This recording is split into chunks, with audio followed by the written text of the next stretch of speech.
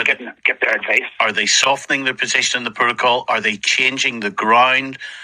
Jim Allister, leader of the TUV. Jim, look how Arlene Foster got hammered when she was talking about a gateway of opportunity. Now Sir Geoffrey talking about the best of both worlds. Well, Stephen, if you're right about this, then the first thing it throws up is a very serious breach of the United Unionist Declaration of the 20th of September last year. It's very short. Let me read it to you. We, the undersigned unionist political leaders, affirm our opposition to the Northern Ireland Protocol, its mechanisms and structures, and reaffirm our unalterable position that the protocol must be rejected and replaced by arrangements which fully respect Northern Ireland's position as a constituent and integral part of the United Well, that could just be another protocol. No, all but name. Unalterable position that the protocol must be rejected. Replaced, you said. Replaced. Must be rejected and replaced by arrangements which fully respect our position as a constituent. An arrangement could be another protocol, couldn't it? No, it couldn't, because the essence of this protocol is that we are subjected to EU laws governing our trade and our economy, laws we don't make and can't change because we are regarded as being in the EU single market, and the GB, the rest of our country, is regarded as a third or foreign country. That's the essence of the protocol. Now, if some unionist leader who signed that is now saying that they have altered their position despite the affirmation of unalterable position, then that is something they will have to answer for to all and sundry. If the DUP want any type of special arrangement with the EU, the best of both worlds, and the best of both worlds means we have that ability to trade back and forward with the rest of GB, and we have the ability to trade with the EU, the best of both worlds. We are now being briefed by senior people within the DUP that the landing zone is that best of both worlds scenario.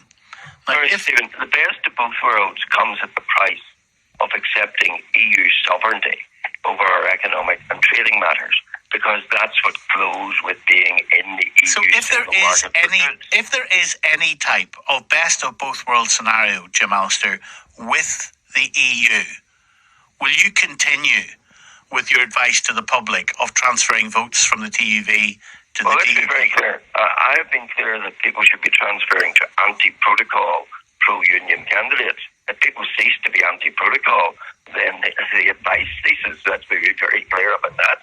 But let me nail this. You cannot have what's glibly called the best of both worlds without subjecting yourself to the laws and sovereignty of the EU, because that is the natural consequence of being subject to their single market for goods and their customs code. One follows the other. So the price of what is glibly called the best of both worlds is to surrender yourself to EU control, which itself is a total breach of Article 6 of the Acts of Union, which guarantees that our trade is on the same footing across the United Kingdom. So have a listen. If we're not going to change that, then are we as unionists going to abandon Article 6 of the Act of Union? Surely not. Well, have a listen to Sir Geoffrey Donaldson's speech. There were people from within the DUP pointing us to this best of both worlds phrase. As recently as yesterday, there were other senior members of the DUP saying this is significant and this demonstrates a divide in the party. One senior member said to me, Sammy Wilson will go apoplectic. Now, I don't know what Sammy will go. Maybe he'll be very calm for the rest of his life. But listen to Sir Geoffrey Donaldson in this speech. This is just a couple of weeks ago when Paul Givan quit as First Minister, Jim. There is a better way forward. A way that can truly deliver the best of both worlds. Where goods destined to stay in Northern Ireland as part of the United Kingdom are not checked upon arrival in Northern Ireland. We have previously outlined how we appreciated the need of the European Union to protect the integrity of its single market borders. And we believe there are solutions if the practical will is there. best of both worlds embedded deliberately, we are told, in that speech? Well, let me point, Sir Geoffrey, to his very solemn pledge with me and others of unalterable position of rejection of the protocol. Now, Sir Geoffrey is going to, within less than 6 months, alter that position. Then it does raise the question, why did he ever sign that declaration in the first place? And I do want to be very, very clear. You cannot have what is called the best of both worlds without subjecting yourself to foreign laws, foreign sovereignty, foreign control. So what is your reaction to it? I would not pay. What's your reaction to it being embedded in his speech? Well, if that means... What else could it mean? Well, if it means, and he needs to spell this out, if that means that he's prepared to accept the sovereignty of the EU as the price... Well, of course he's not going to say that. Come on. Well, that is the consequence of accepting being part of the EU single market. You have to accept their sovereignty over your economic and trading matters. It's their laws, not yours, that then apply. It's their laws that then govern your borders, because the rest of your kingdom is a third country. Now, no one can accept and be within the EU single market for goods without accepting that GB is a third country. Now, I, as a unionist, will never accept that. If others do, then they have a lot of explaining to do. So what do you need to hear now from Sir Geoffrey Donaldson so that you would continue to tell your voters to transfer to the DUP? Well, I need to hear an unequivocal reaffirmation of the United Unionist solemn declaration of the 20th of September that we are all still unalterably opposed to the protocol. And if there's any equivocation about that, then those who have equivocated need to explain themselves.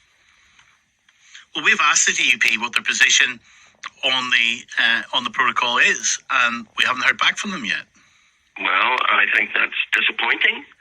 I'm not going to say that they have changed their position, but if they have changed their position, I'm making it clear that they have departed from the solemn declaration that they made with other unionist leaders, and in consequence are accepting something no unionist should ever accept, namely foreign sovereignty in respect of our economy and trade. We're part of the United Kingdom. We need to be treated as a full part of the United Kingdom, not some adjunct with one foot in each. We're either part of the United Kingdom, and GB is not a third country but an integral part of this country, or we're in an EU single market which treats GB as a third country. And that's an unconscionable and intolerable and unpalatable position for any unionist, surely. I want to be clear to everybody the two questions which the DUP have failed to answer. Here's specifically what we asked. We sent them the following two questions. Before re-entering government, do the DUP require A minimisation or removal of physical checks between GB and NI, with Northern Ireland retaining access to both the EU and UK market, or full removal of the Northern Ireland Protocol and the requirement for Northern Ireland to be aligned to the EU single market and on an equal footing with Great Britain in relation to trade? Because what we're trying to do is seek clarity around what they mean by the best of both worlds. Those are the two questions that they have not come back to us and answered. Jim Alistair, thank you. William in Belfast. Morning, William.